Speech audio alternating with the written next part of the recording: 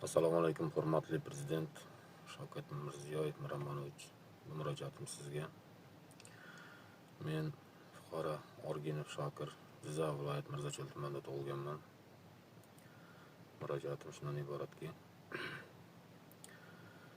2006-yil milliy haydovchilik guvohnomasini olganman. 2007-yildan 2008-yilgacha o'zimga tegishli Moskvich avtomobili, yengil avtomobil boshqarganman. 2008-yildan 2010-yilgacha navbatchi tez tibbiy yordam haydovchisi bo'lib lavozimda ishlaganman. 2010-yildan 2021-yilgacha yengil mashina boshqarganman. 2021-yil SIE toifada, ya'ni tegach toifasiga o'qib, haydovchilik guvohnomamga toifa qo'shtirdim.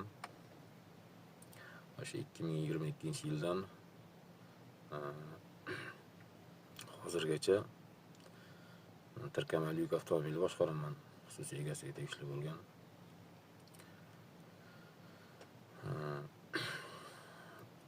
2023-yil toifaga o'qidim avtomaktabda. Mana 2025-yil